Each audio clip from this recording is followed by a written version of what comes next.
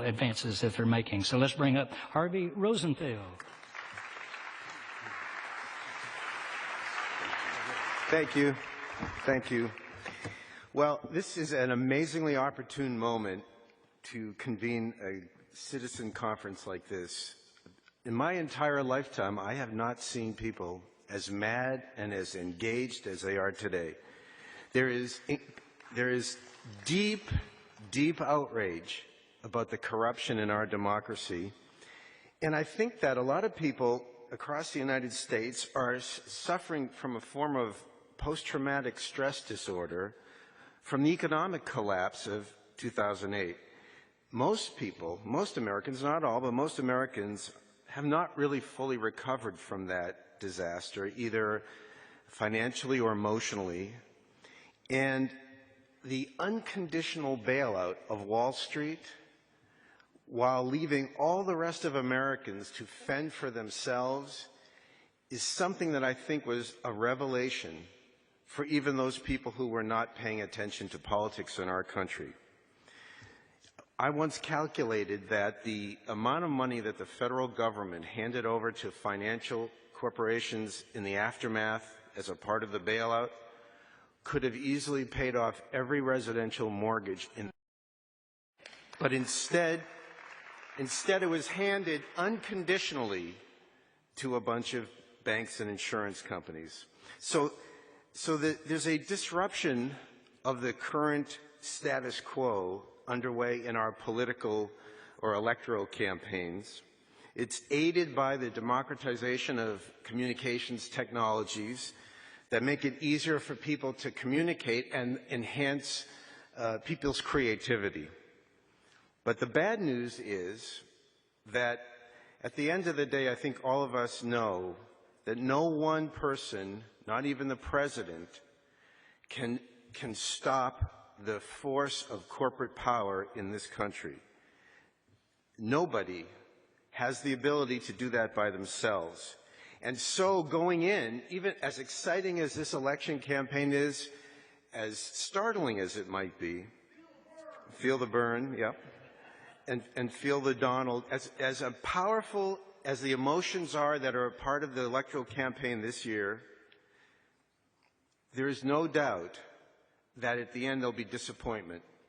So that's the bad news. The good news is that for people who do what we do, who are advocates, we can and must be poised to answer that disappointment, to vector the public's engagement, to keep them inspired and bring them into the work that we all do once the dust settles, whoever wins in November. Because that is what advocates do. They seize or create moments and issues at points in time when the public perceives that there's a problem and it's looking for the solution. And the question is, who will provide that solution? Will the politicians provide it, or will citizen activists provide it? Today's discussion is all about how it's done. So I'd like to summarize the approach that Consumer Watchdog has taken over the last 31 years. It's an approach that is set forth in our mission statement, which consists of 3 words: expose, confront, and change. So, first of all, expose. We bring a journalist's or a lawyer's eye to uncover and expose problems in our society. We have, in fact, of the 13 people on our staff, 4 are lawyers, 3 are journalists or former journalists, and the rest are advocates and researchers. And what they do when we expose things, we tell the story in terms that people can relate to, in human interest terms. So the next thing we do once we've told that story is we confront the folks who've caused the problem. Once we explain what the problem is, then we confront the folks who are the wrongdoers. Now, most corporate CEOs tried to hide behind PR people and other surrogates because they don't want to have to defend themselves. They can't really very well defend themselves.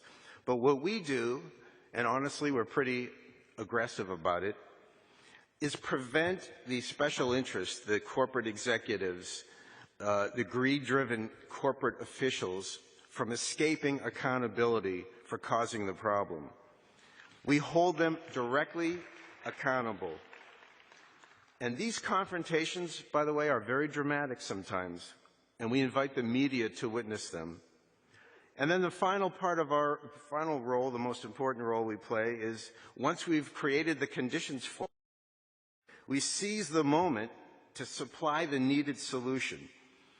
Now, as in the battle between consumers and corporations, the corporations are always advocating their own solution, and usually it's by scapegoating something else.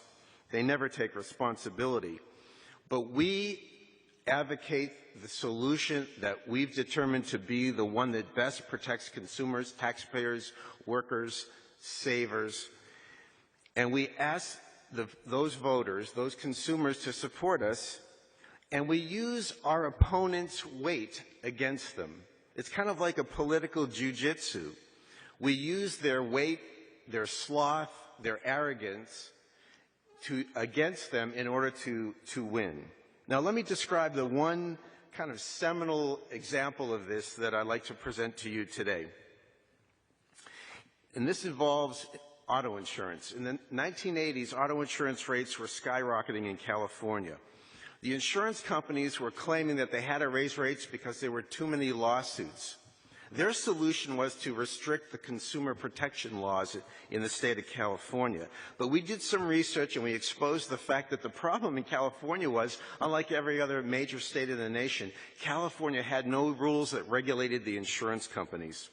So we put an initiative on the ballot to roll back and regulate auto insurance, home insurance, and business insurance premiums. The insurance companies spent an unprecedented $80 million fighting our proposal. And I'll give you an example of one of the things they did is this mailer, which features me on one side and one of the guards that were guarding the petitions we submitted to put the initiative on the ballot. This went to every house in the state of California. And they spent tens of millions of dollars on TV ads.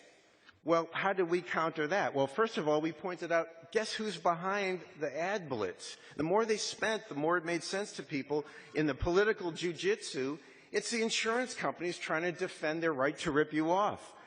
But we had no money, so we resorted to things like this, where I delivered a truckload full of horse manure to Farmers Insurance. That was one of the major backers of the opposition to Proposition 103. And then, of course, and what happened was it took off. It galvanized public opinion, and every dollar they spent against us, we jujitsued it into galvanizing people to support our initiative. There was one other element to our campaign, and this is Ralph Nader in 1988 at Farmers Market in Los Angeles campaigning for Proposition 103. And his button says, 103 is the one for me, because part of this battle involved the insurance companies putting three competing initiatives on the same ballot to try to confuse people. But on election day, thanks to Ralph, the voters saw through the insurance industry's campaign and passed Proposition 103. It passed in blue.